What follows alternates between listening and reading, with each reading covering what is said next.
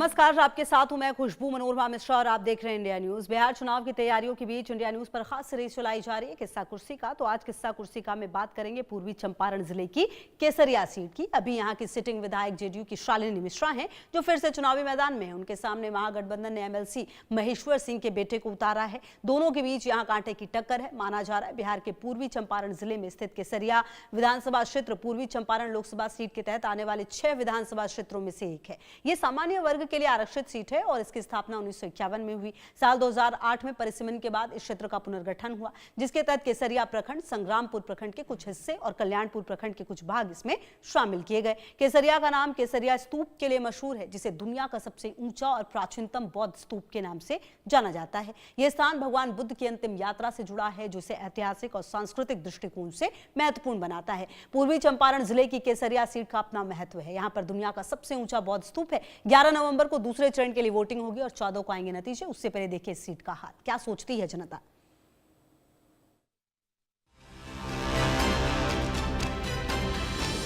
आप चले ब्लॉक में, चले रस्सी ऑफिस में, बिना घूस का अगर एक कोई काम हो जाता है।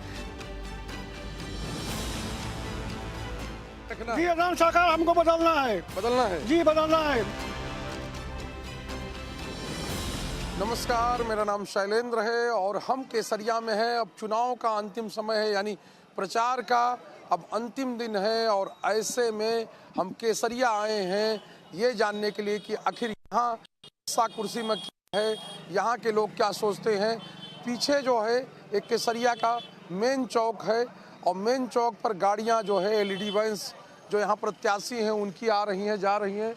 और एक रास्ता यहाँ से चकिया जाता है, दूसरा रास्ता पटना जाता है और ये है केसरिया का चौक और ये कॉमरेड पीताम्बर सिंह चौक है और यहीं पर हम खड़े होकर किस्सा कुर्सी का कर रहे हैं। यानी यहाँ पर और अगर कहें कि मुख्य लड़ाई जो है वो महागठबंधन और एनडीए के बीच में है। सिटिंग विधायक हैं यहाँ से शालिनी मिश्रा जो जेडीयू से हैं और यहाँ पर वरुण हैं, यानी कि जो यहाँ से एमएलसी हैं मोतिहारी से, उनके बेटे हैं, कद्दावर नेता हैं। आखिर यहाँ पर मुद्दा क्या है भाई साहब, ये बताइए मुद्दा क्या है? यहाँ पर कुछ मुद्दा है केसरिया का? केसरिया का मुद्दा तो बहुत सारा मुद्दा है केसरिया में। मुद्दा है यहाँ बेरोजगारी का, रोजगार का। ये तो पूरे बिहार का मुद्दा है। तो भी पूरे बिहार में तो केसरिया आता है। केसरिया कोई बाहर तो है नहीं। तो पूरे केसरिया में डेवलपमेंट हुआ है कि नहीं हुआ? देखिए, डेवलपमेंट के बारे में, विकास के बारे में ये अधूरा रहा है केसरिया। अधूरा रहा। इससे पहले जो 5 साल पहले जो एमएलए थे उन्हीं के कार्यकाल में जो काम हुआ उतना ही तक सीमित रह गया। इनके 5 साल में कार्यकाल नहीं, अभी काम नहीं हो पा रहा है। इतना ना भ्रष्टाचार बढ़ गया है। यह अंचल ले लीजिए, राष्ट्रीय ऑफिस ले लीजिए, ब्लॉक ले लीजिए, आंगनबाड़ी केंद्र, सभी में बिना रिश्वत का आपका कोई कागज एक नहीं बढ़ सकता है। काम नहीं होता है। बहुत बड़ा मुद्दा ये भी है। बहुत बड़ा मुद्दा ये भी है। अरे इधर आइए भाई, ये तो सब तीर छाप वैसे लगा के घूम रहे हैं। तीर छापा पहले से है। हम जदयू के लीडर हैं। अच्छा, लीडर है ना? हाँ। तो बताइए, जवाब दीजिए कि ये कह रहे हैं कि यहाँ बिना भ्रष्टाचार के, बिना माल के कोई काम होता नहीं। नहीं, ऐसा बात नहीं है। बड़े भाई हैं हमारे। हाँ। ऐसा कुछ नहीं है। अरे कुछ नहीं, ऐसे कह देने से थोड़ा होता है। बिना रिश्वत का मेरे छोटे अनुज जो कह रहे हैं, आप चले ब्लॉक में, चले राष्ट्रीय ऑफिस में, बिना घूस का अगर एक कोई काम हो जाता है तो मैं इनके साथ चलने। बताइए। देखिए, बड़े भाई बोल रहे हैं कि बिना घूस का होगा। अभी सभी चीज ऑनलाइन हो गई है। आपको दाखिल खारिज कराना है, ऑनलाइन कर दीजिए, खुद पोर्टल से हो जा रही है। वहाँ आपको पिन निकालना है, रसीद कटवाना है, खुद ऑनलाइन कटवा लीजिए। कहीं से कोई प्रॉब्लम नहीं है। भ्रष्टाचार है कहाँ? कहीं नहीं है। नहीं है। नीतीश जी जीरो टॉलरेंस नीति पर चलते हैं और नीतीश जी का काम स्वच्छ है। इसमें कहीं से किंतु परंतु नहीं है। लेकिन कहते हैं नीचे सब भ्रष्टाचार है, बीडीओ सब। वैसे सर कुछ नहीं है। आज बताइए, जीविका को जो 10-10 हजार रुपया आ गया, आपको कहीं भी कहीं रुपया तो खाते में जा रहा है। हाँ सर, इसमें क्या दिक्कत है सर? डीबीटी के माध्यम से जा रही है उसमें। अब बताइए, पैसा निकलता है बैंक में, हमारा खाता है तो मैं निकालूंगा। बड़े भाई बोल रहे निकल जाते हैं, कैसे निकलेगा? अच्छा, मतलब आपको लगता है कि यहाँ कोई मतलब गड़बड़ नहीं? नहीं, कोई गड़बड़ नहीं है। गड़बड़ नहीं है। देखिए भाई साहब, कोई गड़बड़ नहीं है। अच्छा रुकिए, भारी बहुमत से चुनाव जीत रहे हैं यहाँ जो लोग हैं। भाई आप यहाँ दुकान चलाते हैं, नहीं दुकान चलाते हैं यहाँ पे, आपका क्या वो है ये बताइए। क्या आपको लगता है कि यहाँ भ्रष्टाचार है केसरिया में? नहीं, सब ठीक ठाक है, कोई ठीक भ्रष्टाचार ठाक है जी। अच्छा, कौन अच्छा लगता है? फिर अभी उम्मीद ज्यादा शालिनी मिश्रा का चांस है अच्छा, शालिनी मिश्रा का चांस है जी। मतलब वही जीत पाएंगे? अभी तो ज्यादा उन्हीं का चर्चा चल रहा है मार्केट में। कह रहे हैं कि दोनों एकदम कांटे हाँ, उसे ज्यादा है। महेश्वर सिंह के बेटा है। हाँ, उनका भी है चर्चा। अच्छा, उनका भी। तो ये है सर। मोहम्मद रुस्तम। अच्छा, बताइए सरकार बदलना है कि रखना जी है? एकदम सरकार हमको बदलना है। बदलना है जी बदलना है, विकास को लाना है। किसको? कौन है विकास? विकास हमारा मुद्दा विकास है, हमको विकास चाहिए। किसके? कौन देगा? तेजस्वी यादव देंगे। तेजस्वी यादव विकास दे देंगे। चलिए, तेजस्वी यादव। क्यों भाई साहब, तेजस्वी यादव विकास सरकार हैं? शालिनी मिश्रा। शालिनी मिश्रा दादा कह रहे हैं कि ये बदल देना है। ना ना, नहीं बदलना है, बहुत विकास किए हैं वो। अच्छा, हाँ, बदलना नहीं है। बदलना नहीं है। अच्छा, तो कुछ विकास बताइए ना, क्या क्या हुआ? सब लोग कह रहे हैं न केसरिया का स्तूप, सड़क, स्कूल, कॉलेज, सबका कम विकास हुआ है। अच्छा, सबका विकास हुआ। हाँ, उनके चीज़ों में काम रीजन हुआ। में बहुत माने बढ़िया विकास हुआ है। बढ़िया। और बढ़िया काम। और लोग के रीजन में उतना विकास नहीं देखे थे हम लोग। अच्छा, इस तरह का काम नहीं देखा। नहीं देखे थे। अच्छा, इस तरह का काम नहीं देख पाए थे। देखिए भाई जी भी, क्या आपका क्या मुद्दा है यहाँ पे? मुझे तो लगता है सर, जिस तरह महिलाएं सशक्त हुई हैं, हाँ। उसमें नीतीश जी का योगदान है। अहम रोल है।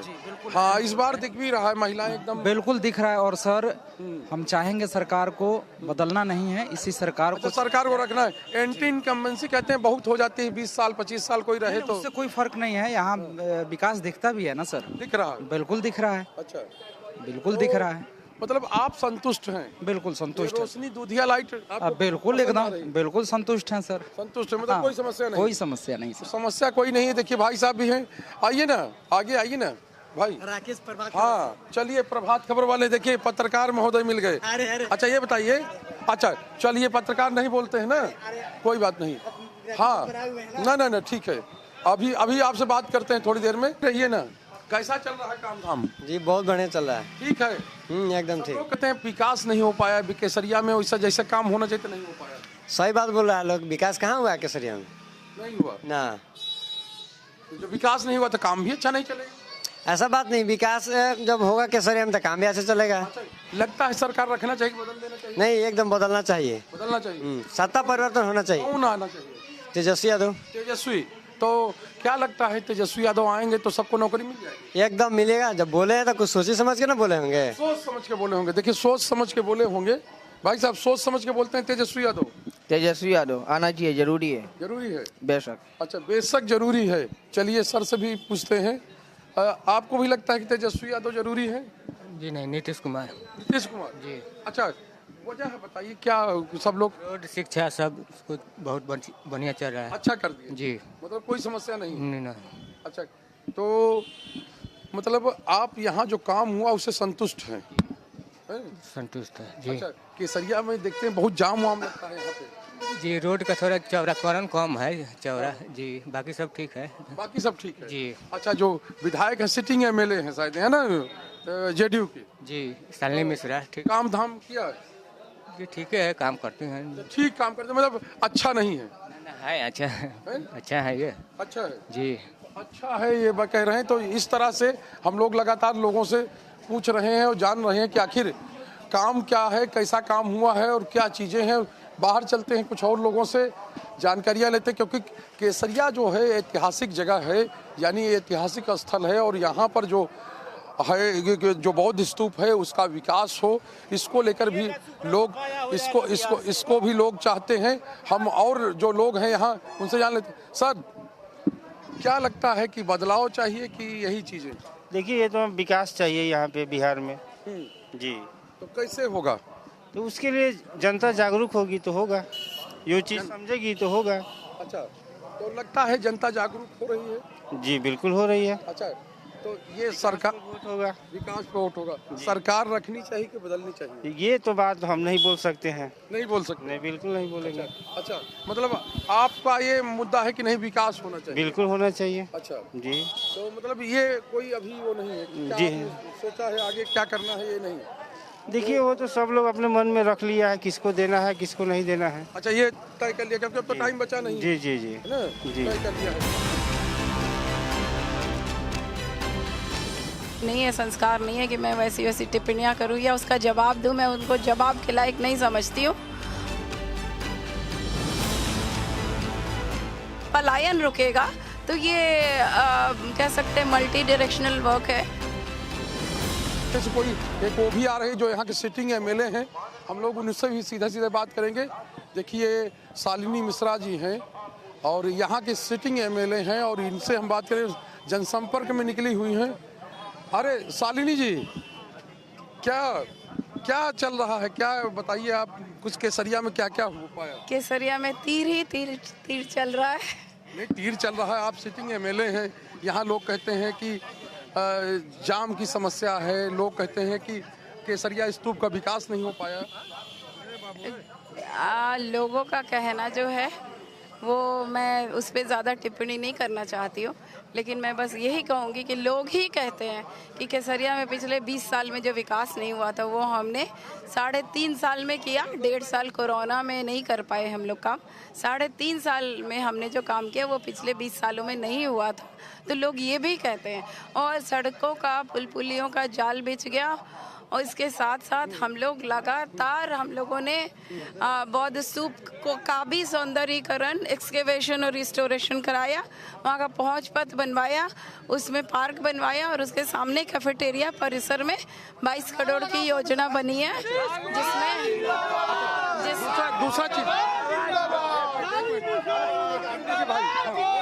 आप बोलिए। उसमें बौद्ध स्तूप के 25% साइज का रेप्लिका भी बन रहा है। उसमें एक ऑडिटोरियम होगा और महात्मा बुद्ध से रिलेटेड पिक्चर दिखाई जाएगी।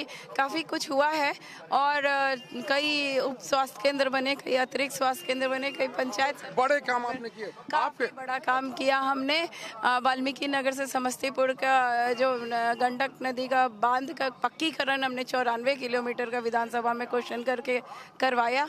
और भी बहुत सारे काम बिहार लेवल पे भी हमने क्वेश्चन करके कई आपके विरोधी जो यहाँ से खड़े हुए कई टिप्पणियां सुना कि करते हैं, तो क्या कहेंगे? एक सेकंड, देखिए वो सबके अपने अपने संस्कार होते हैं और मैं उस पर कोई टिप्पणी नहीं करते हुए वो हमारा वो नहीं है, संस्कार नहीं है कि मैं वैसी वैसी टिप्पणियां करूं या उसका जवाब दूं। मैं उनको जवाब के लायक नहीं समझती हूँ। मैं बस यही कह रही हूँ कि हमारे विधानसभा के परिवार के सदस्यगणों ने ये ठाना है कि उसका जवाब हम लोग भारी मतों से मुझे जिता के। अच्छा चलिए, आप मान लीजिए जीत गई तो क्या प्राथमिकता आगे क्या होगी? अगला 5 साल के लिए कुछ रोड मैप बनाया होगा ना आपने? बिल्कुल बनाया है हमने। सबसे पहली प्राथमिकता हमारी है कि हमारे केसरिया में एक उद्योग लगे। दूसरी प्राथमिकता है भारत सरकार के साथ मिलके, चूँकि पिछला कार्यकाल मेरा पहला कार्यकाल था और कोरोना भी था, तो मैंने ज़्यादा समय नहीं दिया केंद्र सरकार के साथ। तो इस बार केंद्र सरकार के साथ मैं उनको रिक्वेस्ट करके केसरिया बौद्ध स्तूप का सौंदर्यीकरण भी मेरी प्राथमिकता लिस्ट में।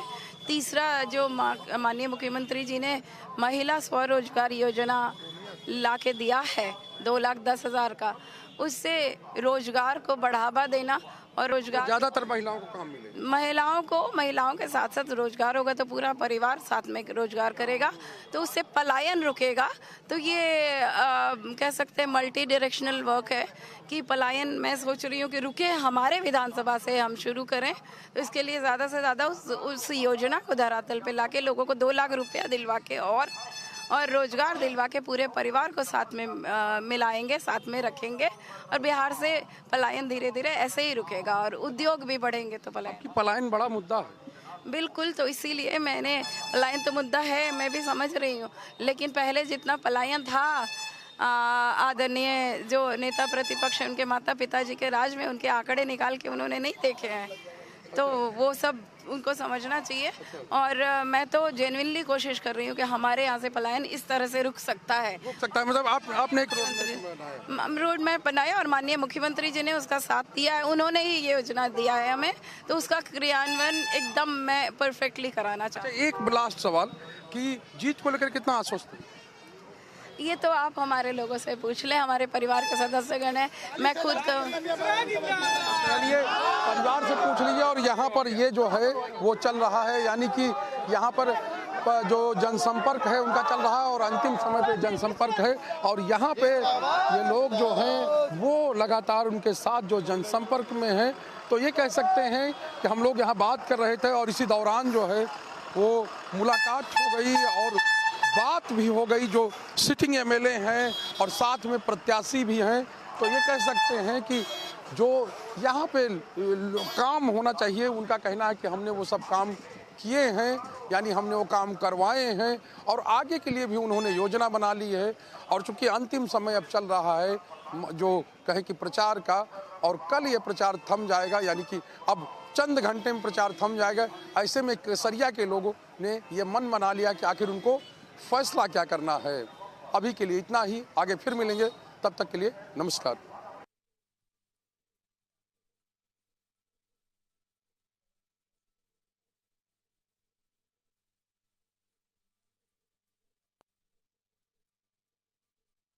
तो देखिए